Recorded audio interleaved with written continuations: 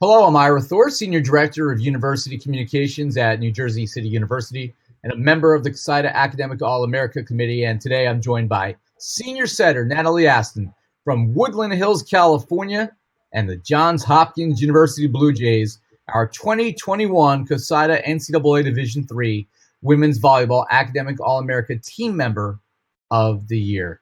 Natalie is a two-time first-team Academic All-American in 2020 and 2021.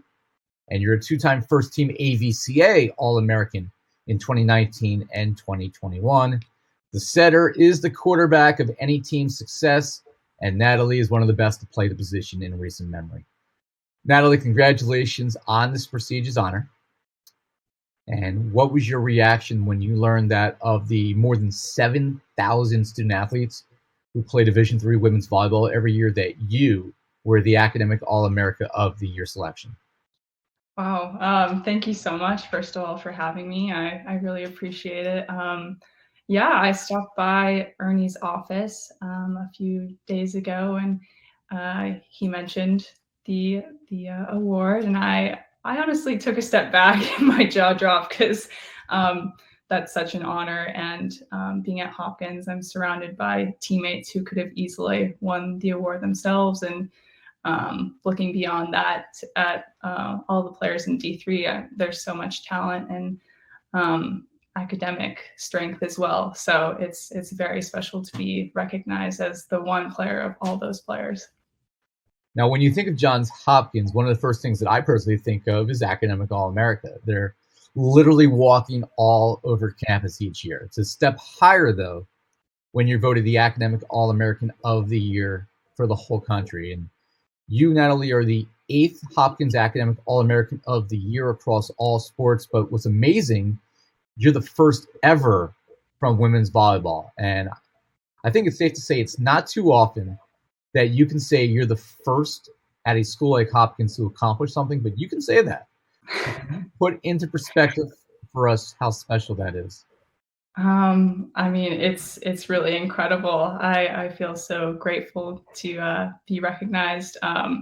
Looking back at all of the program, our history, and all the amazing players we've had, both on the court and off the court, it's crazy to think that I'm the first, because there's so many players I can think of off the top of my head, like Lulu and Elizabeth Wurstel, that were prime competitors, and it's just amazing to be the first, and hopefully there will be several more after me, and I know I'm not going to be the only one.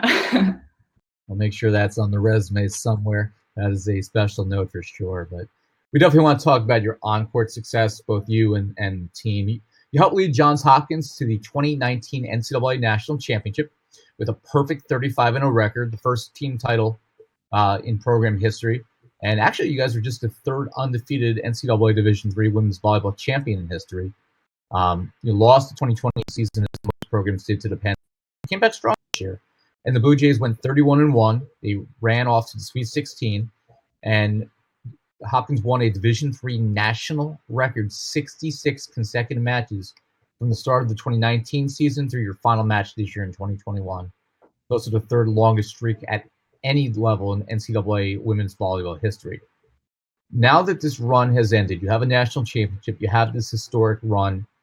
Have you and your teammates been able to appreciate just how special this has been? And what would you say the secret also has been to such lasting success? Wow. Well, I've been reflecting a lot on my volleyball career since it has come to an end in a collegiate sense. And I don't think that as a freshman I would have ever thought that I would be able to say that we won a national championship, and then the following season, after a 1-year break, we were able to break the record for longest streak. So I just look back at everything, and I'm so proud of how our program has grown, and all the ways that it pushed me to grow, and all the people that were there to support me along the way.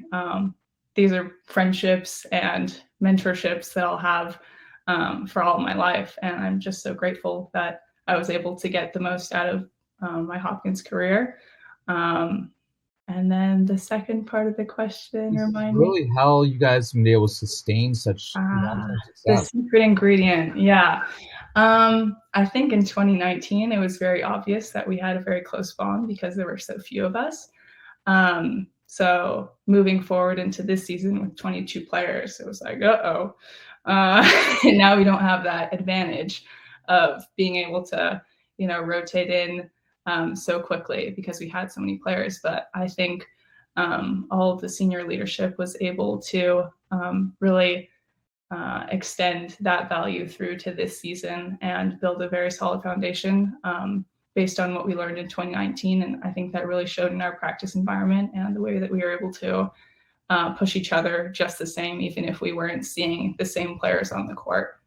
Just a quick follow-up question. How aware were you guys of the 66 match winning streak and, along the line, obviously it had to end at some point if you weren't the national champion, but how aware were you guys just of what was happening as it was happening?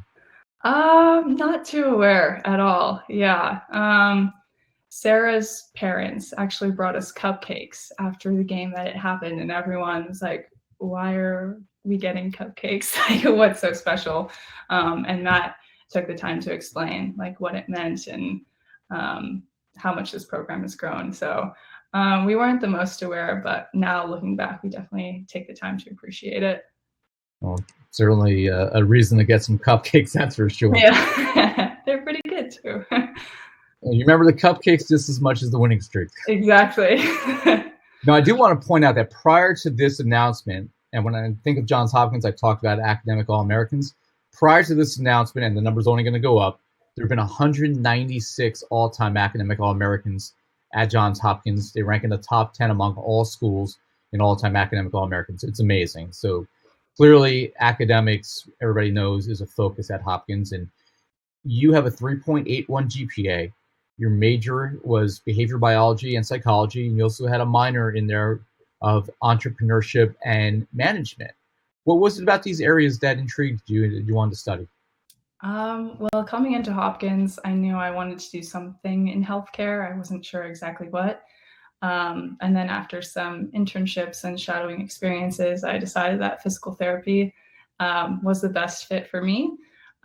So I talked with advisors and friends, and they really pointed me into the direction of behavioral biology as a way of preparing myself for graduate school.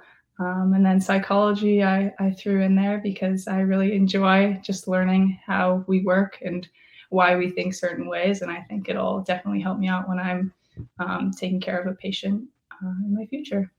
And I know that you want to do physical therapy school after Hopkins, and you're a candidate for the prestigious NCAA postgraduate scholarship. What is it about the future with physical therapy that you're hoping to do?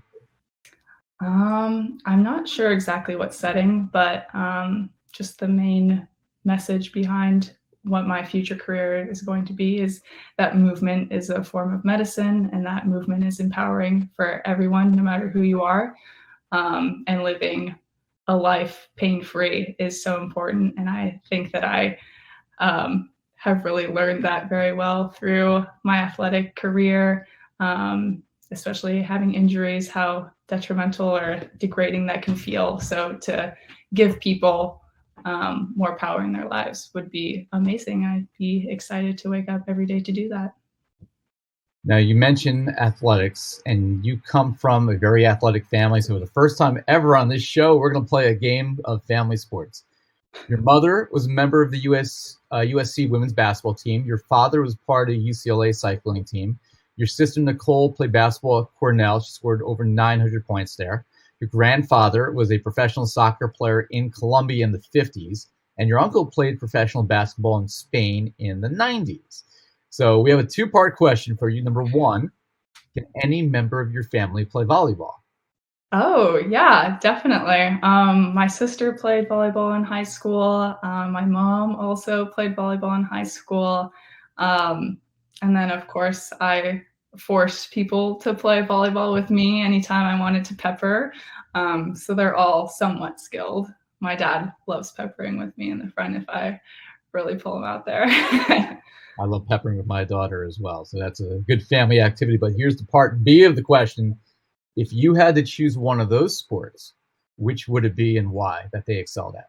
Ooh, probably basketball. I still enjoy playing pickup or just playing with friends anytime I can. So I think that would be my second go-to sport. I grew up playing as a kid, but once I fell volleyball, I kind of dropped it. So I think I could return to that. And the last part is when we do this with every interview, we want to give you a chance to thank those people in your life that have been special, that have helped you achieve this national distinction. Who would you like to thank? First and foremost, my family for sacrificing so much and supporting me throughout my entire career here. The past 4.5 years wouldn't have been possible without them. So thanks, Mom, Dad, Nicole, Papi Nonita, and Cindy and Uncle Dan, all of them. I love them so much.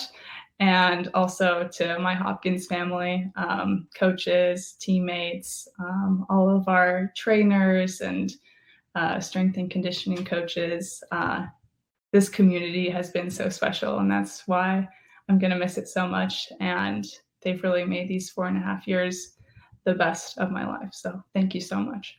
The good news is every time you go back to Hopkins, you'll be able to see your name on the wall as an academic All-American of the Year. Thank you, Natalie. Congratulations again. You are our 2021 CoSIDA NCAA Division III Women's Volleyball Academic All-America of the Year. Congratulations. Thank you so much. Thank you.